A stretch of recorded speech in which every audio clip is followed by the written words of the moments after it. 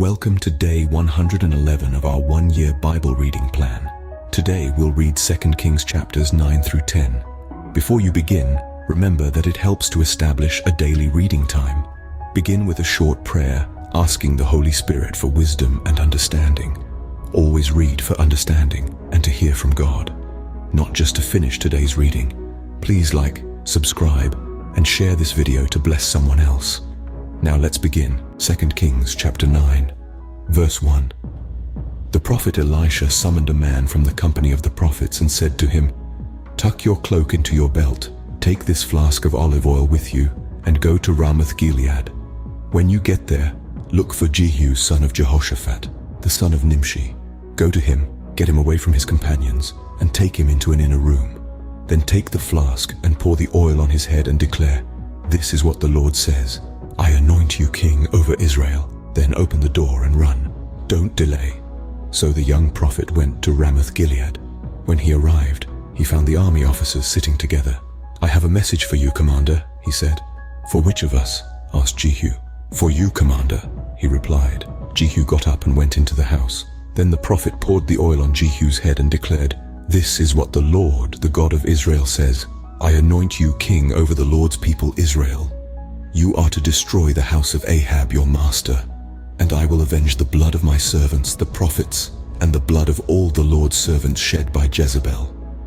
The whole house of Ahab will perish. I will cut off from Ahab every last male in Israel, slave or free. I will make the house of Ahab like the house of Jeroboam son of Nebat, and like the house of Baasha son of Ahijah." Verse 10. "As for Jezebel, dogs will devour her on the plot of ground at Jezreel, and no one will bury her." Then he opened the door and ran. When Jehu went out to his fellow officers, one of them asked him, "Is everything all right? Why did this maniac come to you?" "You know the man and the sort of things he says," Jehu replied. "That's not true," they said. "Tell us." Jehu said, "Here is what he told me. This is what the Lord says. I anoint you king over Israel." They quickly took their cloaks and spread them under him on the bare steps. Then they blew the trumpet and shouted, "Jehu is king." So Jehu, son of Jehoshaphat, the son of Nimshi, conspired against Joram. Now Joram and all Israel had been defending Ramoth Gilead against Hazael king of Aram. But King Joram had returned to Jezreel to recover from the wounds the Arameans had inflicted on him in the battle with Hazael king of Aram. Jehu said, "If you desire to make me king, don't let anyone slip out of the city to go and tell the news in Jezreel." Then he got into his chariot and rode to Jezreel, because Joram was resting there, and Ahaziah king of Judah had gone down to see him. When the lookout standing on the tower in Jezreel saw Jehu's troops approaching, he called out, "I see some troops coming." "Get a horseman," Joram ordered. "Send him to meet them and ask, 'Do you come in peace?'" The horseman rode off to meet Jehu and said, "This is what the king says. Do you come in peace?" "What do you have to do with peace?" Jehu replied. "Fall in behind me." The lookout reported, "The messenger has reached them, but he isn't coming back." So the king sent out a second horseman. When he came to them, he said, "This is what the king says. Do you come in peace?" Jehu replied, "What do you have to do with peace? Fall in behind me." Verse 20. The lookout reported, "He has reached them, but he isn't coming back either. The driving is like that of Jehu son of Nimshi. He drives like a maniac." "Hitch up my chariot," Joram ordered. And when it was hitched up, Joram king of Israel and Ahaziah king of Judah rode out, each in his own chariot, to meet Jehu. They met him at the plot of ground that had belonged to Naboth the Jezreelite. When Joram saw Jehu, he asked, "Have you come in peace, Jehu?" "How can there be peace?" Jehu replied, "As long as all the idolatry and witchcraft of your mother Jezebel abound." Joram turned about and fled, calling out to Ahaziah, "Treachery, Ahaziah!" Then Jehu drew his bow and shot Joram between the shoulders. The arrow pierced his heart, and he slumped down in his chariot. Jehu said to Bidkar, his chariot officer, "Pick him up and throw him on the field that belonged to Naboth the Jezreelite. Remember how you and I were riding together in chariots behind Ahab his father when the Lord spoke this prophecy against him. Yesterday I saw the blood of Naboth and the blood of his sons, declares the Lord. and I will surely make you pay for it on this plot of ground, declares the Lord. Now then, pick him up and throw him on that plot, in accordance with the word of the Lord." When Ahaziah king of Judah saw what had happened, he fled up the road to Beth-Hagan. Jehu chased him, shouting, "Kill him too!" They wounded him in his chariot on the way up to Gur near Ibleam, but he escaped to Megiddo and died there. His servants took him by chariot to Jerusalem and buried him with his ancestors in his tomb in the city of David. In the 11th year of Joram son of Ahab, Ahaziah had become king of Judah. Verse 30. Then Jehu went to Jezreel. When Jezebel heard about it, she put on eye makeup, arranged her hair, and looked out of a window. As Jehu entered the gate, she asked, "Have you come in peace, you Zimri, you murderer of your master?" He looked up at the window and called out, "Who is on my side? Who?" 2 or 3 eunuchs looked down at him. "Throw her down," Jehu said. So they threw her down, and some of her blood spattered the wall and the horses as they trampled her underfoot. Jehu went in and ate and drank. "Take care of that cursed woman," he said, "and bury her, for she was a king's daughter." But when they went out to bury her, they found nothing except her skull, her feet, and her hands. They went back and told Jehu, who said, "This is the word of the Lord, that he spoke through his servant Elijah the Tishbite. On the plot of ground at Jezreel, dogs will devour Jezebel's flesh. Jezebel's body will be like dung on the ground in the plot at Jezreel, so that no one will be able to say, 'This is Jezebel.'" 2 Kings chapter 10, verse 1. Now there were in Samaria 70 sons of the house of Ahab. So Jehu wrote letters and sent them to Samaria, to the officials of Jezreel, to the elders, and to the guardians of Ahab's children.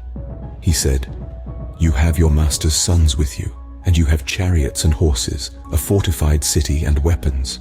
Now as soon as this letter reaches you, choose the best and most worthy of your master's sons, and set him on his father's throne. Then fight for your master's house." But they were terrified and said, "If 2 kings could not resist him, how can we?" So the palace administrator, the city governor, the elders, and the guardians sent this message to Jehu: "We are your servants, and we will do anything you say. We will not appoint anyone as king. You do whatever you think best." Then Jehu wrote them a second letter, saying, "If you are on my side and will obey me, take the heads of your master's sons and come to me in Jezreel by this time tomorrow." Now the royal princes, 70 of them, were with the leading men of the city, who were rearing them. When the letter arrived, these men took the princes and slaughtered all 70 of them.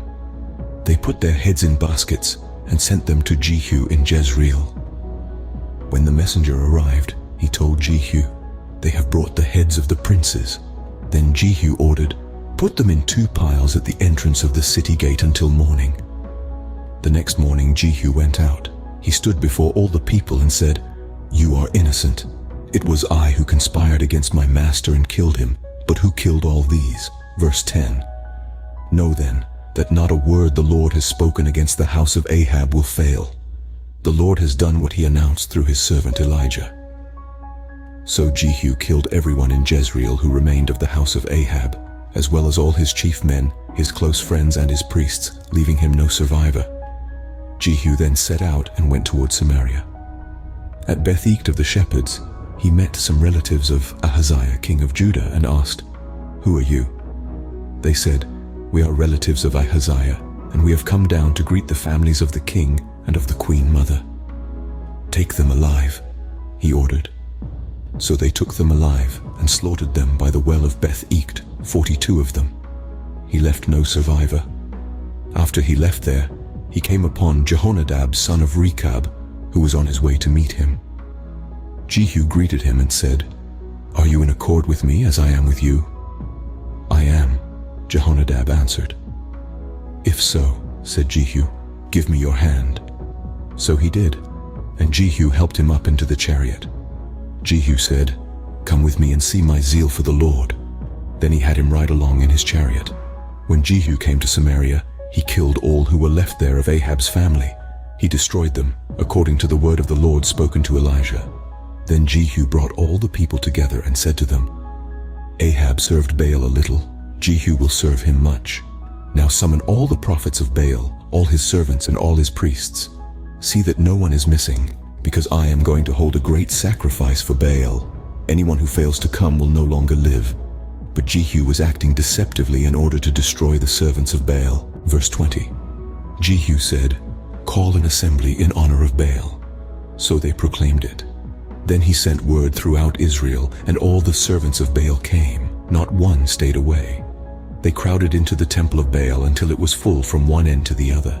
And Jehu said to the keeper of the wardrobe, "Bring robes for all the servants of Baal." So he brought out robes for them. Then Jehu and Jehonadab son of Rechab went into the temple of Baal. Jehu said to the servants of Baal, "Look around and see that no one who serves the Lord is here with you, only servants of Baal."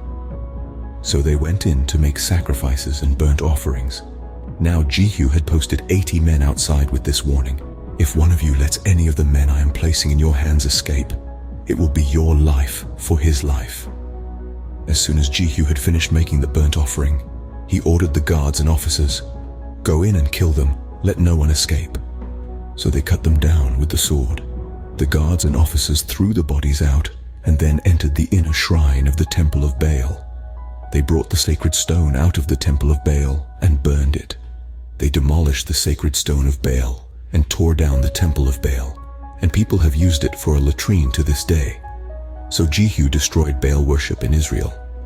However, he did not turn away from the sins of Jeroboam son of Nebat, which he had caused Israel to commit, the worship of the golden calves at Bethel and Dan. Verse 30.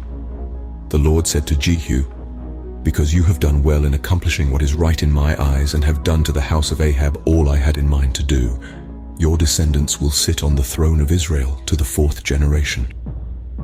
Yet Jehu was not careful to keep the law of the Lord, the God of Israel, with all his heart. He did not turn away from the sins of Jeroboam, which he had caused Israel to commit. In those days, the Lord began to reduce the size of Israel. Hazael overpowered the Israelites throughout their territory east of the Jordan, in all the land of Gilead, the region of Gad, Reuben, and Manasseh, from Aroer by the Arnon Gorge through Gilead to Bashan. As for the other events of Jehu's reign, all he did and all his achievements, are they not written in the book of the annals of the kings of Israel? Jehu rested with his ancestors and was buried in Samaria, and Jehoahaz his son succeeded him as king. The time that Jehu reigned over Israel in Samaria was 28 years. This concludes 2 Kings chapters 9 through 10 for day 111. We hope you're enjoying these daily videos. Remember to check the description box for links and resources. Thank you for watching. Please like, share, and subscribe. Your support helps spread God's word to reach more people on YouTube. We'll see you in the next video for our day 112 reading.